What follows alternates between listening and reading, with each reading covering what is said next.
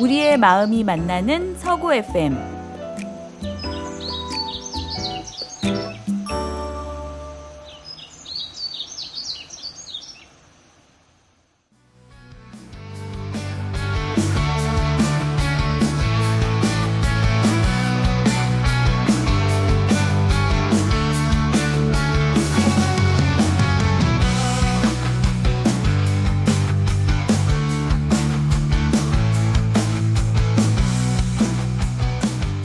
안녕하세요. 가을이 왔습니다. 제가 누구냐? 전국 한 바퀴의 DJ 김동우입니다. 이제 9월, 여름이 지나서 가을입니다. 그런데 날씨가 많이 덥고 비도 많이 내리네요. 과거와 다른 날씨로 피해를 입는 뉴스를 보는데요. 특히 인천 서구도 지난달 비가 많이 내려 아시아드 경기장 영화관이 아직도 폐쇄 상태입니다. 천사회라는 산악회 영화 모임을 그곳에서 하거든요. 아직 영화를 못 보는 상황입니다. 전국의 가뭄, 침수, 홍수 등 특이한 날씨가 말썽입니다. 피해를 복구하면서 앞으로 다양해질 재난에 대비해야 합니다. 유비무한, 준비가 되면 근심이 없다는 사자성어죠. 가을을 맞이해 노래를 한 곡 들으면 참 좋은데 팟빵의 정책이 아쉽습니다. 가수, 작곡자들이 이런 마을 라디오에는 좀 저작권을 허락해줬으면 합니다. 아니면 1절이라도 들으면 좋을 텐데 아쉽네요.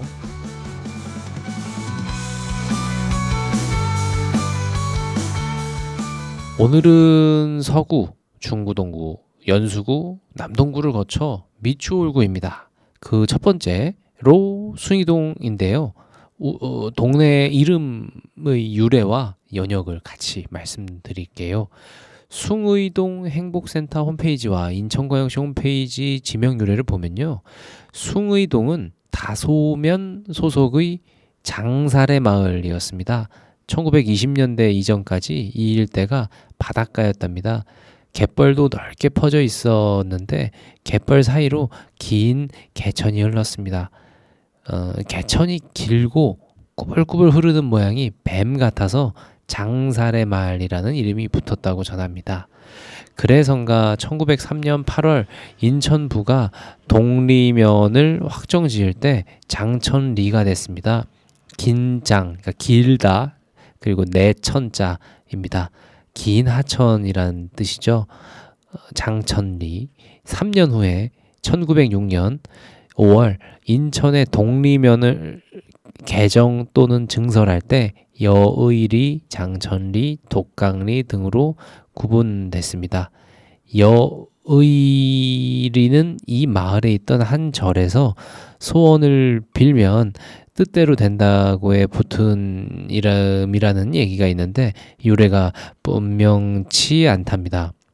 독강리는 지금의 독갑다리라는 이름이 남아 있으며 외나무 다리를 뜻하는 독각에서 유래했다는 등 몇 가지 해석이 있습니다. 한자로 좋을여 뜻의인 여의리는 유래를 분명치 않다 모르겠습니다. 그래도 장살의 말, 아까 처음에 말씀드린 장살의 마을, 그 긴 개천이 이제 뱀 모양 같다고 해서 붙은 장살의 마을, 그리고 독강리, 독갑다리라는 이름이 남아있고 외나무 다리를 뜻하는 독각에서 유래했다는 등 몇 가지 해석이 있다는 그 독강리 모두가 다리를 놓아야 건널 만한 개천이 흐르고 있었음을 말해주고 있다네요. 이 숭의동 요 지역이요. 이게 동네의 특징인가 봐요. 사실 이름은 그 동네의 특징을 반영해서 짓는 게 제일 좋죠. 그리고 1906년 5월이죠. 다시 제가 똑같은 시기를 말씀드립니다. 독강리의 일부가 도산리로 변경됐다가 일제강점기 한반도의 행정구역 정비가 이루어진 시기이죠. 1914년 3월 1일에 그 경기도에 부천군이 새로 생깁니다. 4월 1일 다소면, 주안면이 통합돼 다주면에 소속이 됐습니다. 여의리, 장천리, 독강리 요 세 동네요. 그러니까 숭의동 지역이라고 생각하시면 돼요. 1914년 11월 20일 동리명을 개정할 때 장의리가 됐는데요. 장천리의 장, 여의리의 의를 합쳤다네요. 그러니까 한마디로 경기도 부천군 장의리가 1936년 10월 1일에 인천부 확장으로, 그러니까 인천부 대화정으로 편입됐습니다. 그러니까 부천군에 있던 장의리가 36년 10월 1일에 인천부 대화정이라는 이름으로 바뀌면서 인천부에 편입이 된 거죠. 예, 그리고 1945년 8월 15일 광복 후 1946년 1월 1일에 대화정에서 숭의동으로 이름이 바뀌어요. 예. 여기서 인천시와 숭의동 행복센터의 해석이 좀 달라요. 인천시 홈페이지에는 1946년 1월 광복을 경축하면서 옛 신령들을 숭상의 뜻을 이루자는 의미에서 숭의를 붙였다는 거죠. 근데 또 이전의 그 지역 역사와 무관한 이름을 갖게 된 셈이다 라는 설명과 함께요. 또 숭의동 행복센터 홈페이지에는 의를 존중한다는 의미로 숭의동이 됐다네요.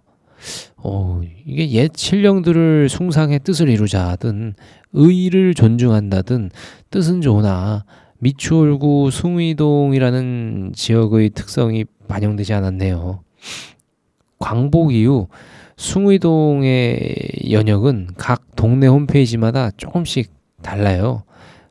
행복센터 홈페이지는 숭의 1, 3동이 같이, 또 2동, 4동 이렇게 총 3개 홈페이지가 있어요.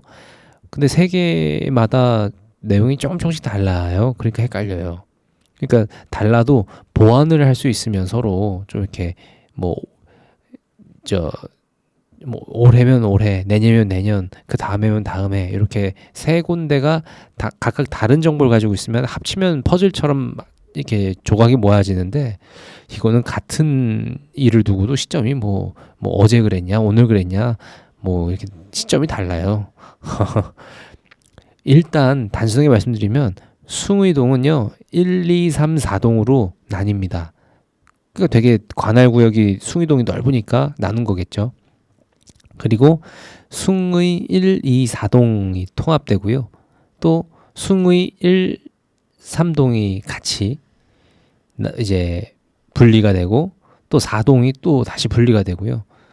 또 여기서 1, 3동이 1동과 3동으로 나뉘어요. 그리고 또 1동과 3동이 통합돼요. 예, 어디나 좀 비슷하지만 통합과 분리 이렇게 이런 역사입니다. 근데 지역의 특성은 겹쳐요. 되게 신기합니다.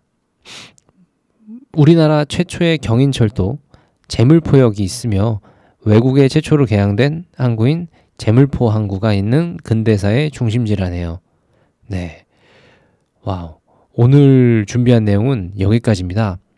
미추홀구 숭의동의 문화재는 다음 녹음 때 소개할게요. 제가 지금까지 인천시의 지명 유래를 찾으면서 이렇게 서술이 불확실한 점, 기초가 부실해 보이는 게 안타까운데요. 제가 한 2, 3년 전에 주민자치회를 할 때 어르신들 간식 꾸러미 배달 사업을 했습니다. 코로나로 세상과 단절된 분들을 돕자는 좋은 취지였으나 서류와 실상은 다르더군요. 저는 이 오류, 격차를 바로잡기 위해서 주민센터에 보고를 했습니다. 그래야 다음에 어떤 사업을 해도 정확한 통계를 알 수 있어 예산과 행정력을 아낄 수 있지요. 오늘의 숭의동도 행복센터 직원에게 사실 전화로 말은 못했습니다. 제가 깜빡했어요. 이걸 말한다고 하는 걸. 근데 이게 말해도 제가 고쳐질지 모르겠으나 누군가 이런 얘기를 하는 게 중요하죠. 이러한 노력은 저 같은 자원봉사자, 민간에서 이루어져야 합니다. 세상에 대한 공부와 고민을 할수록 공공과 민간이 함께 움직여야 된다는 결론에 이르네요. 예, 여러분 다음에 뵐게요. 안녕.